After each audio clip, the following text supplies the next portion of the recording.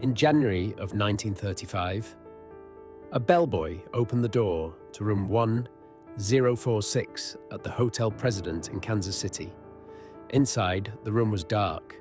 A man was on his hands and knees, only a few feet from the door. There was blood on the walls, blood on the bed, blood in the bathroom. The man was barely alive. When doctors asked him who had done this to him, he gave a strange answer. He said, "No one." Within hours, he would be dead, and nearly a century later, no one knows who killed him. The story begins on January 2nd, 1935. That afternoon, a young man walked into the President Hotel in downtown Kansas City, Missouri. The President Hotel was one of the city's most elegant places to stay. Guests arrived in suits and dresses. The lobby gleamed with marble floors and polished brass fixtures. The man who entered looked respectable enough. He wore a dark overcoat. His hair was neatly combed. But something about him stood out. He had no luggage. When the clerk asked his name, he signed the register, Roland T. Owen. He gave a Los Angeles address and requested a room on an interior floor. Room 1046. A bellboy named Randolph Probst escorted the guest upstairs. During the elevator ride, the man mentioned he had stayed the night before at a nearby hotel, but left because the rooms were too expensive. When they reached room 1046, Probst opened the door. Inside was a simple hotel room, a bed, a chair, a telephone, a small bathroom. The guest unpacked only 3 things from his coat pocket: a comb, a hairbrush, and a tube of toothpaste. That was all he had with him. Later that afternoon, a maid named Mary Soptic entered the room to clean. She expected it to be empty. Instead, the man was sitting inside, in the dark. The curtains were closed. Only one lamp was turned on.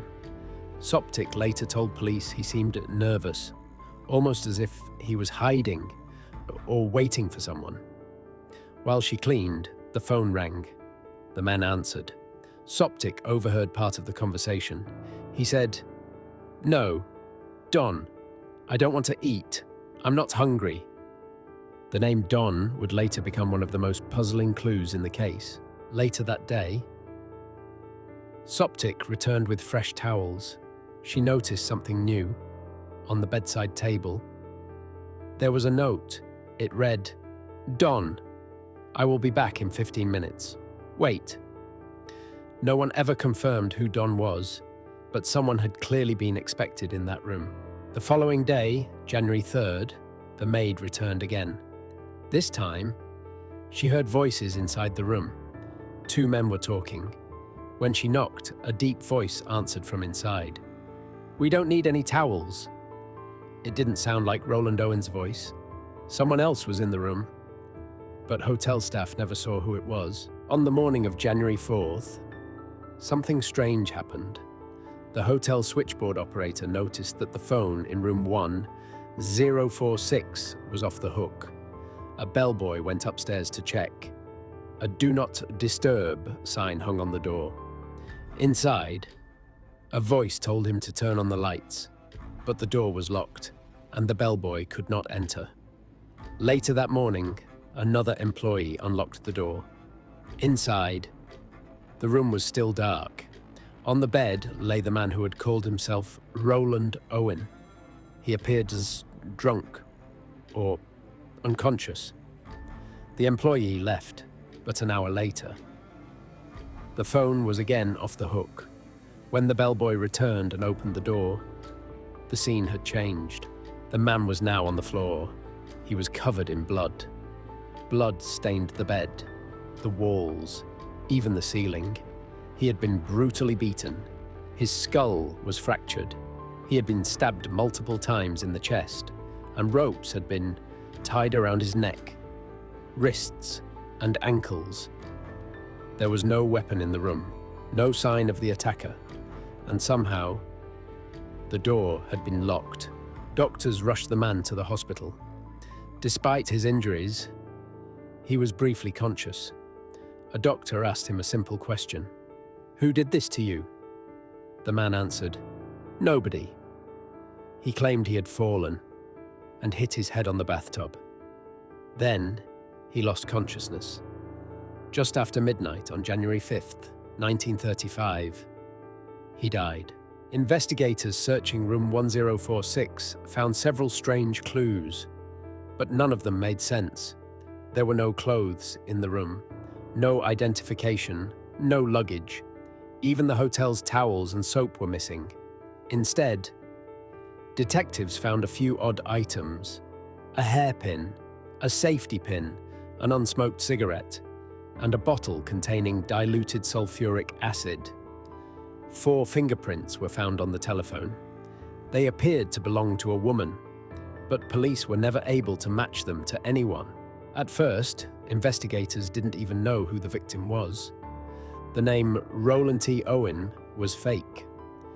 Police searched records across the country. No one by that name existed. For weeks, the body remained unidentified in a funeral home. Then, a woman in Alabama saw the photograph in a newspaper. She recognized the face immediately. The victim was her son, Artemus Ogletree. He was only 19 years old. He had left home months earlier to travel across the country. His family had believed he was headed for California, but somehow he ended up in room 1046. Even after his identity was discovered, the mystery continued. An anonymous person called the funeral home. They insisted the young man be given a proper burial. Soon after, money arrived in the mail to pay for the funeral. Then a bouquet of 13 roses arrived. Attached was a note. It read, "Love forever, Louise." No one ever discovered who Louise was. Nearly 90 years have passed since the events in room 1046. The murder of Artemus Ogletree has never been solved. Investigators never identified Don. They never found the attacker, and they never determined why the young man traveled under a false name. What happened inside room 1046 remains unknown. A locked hotel room, a dying man, and a final answer that made the mystery even deeper. No one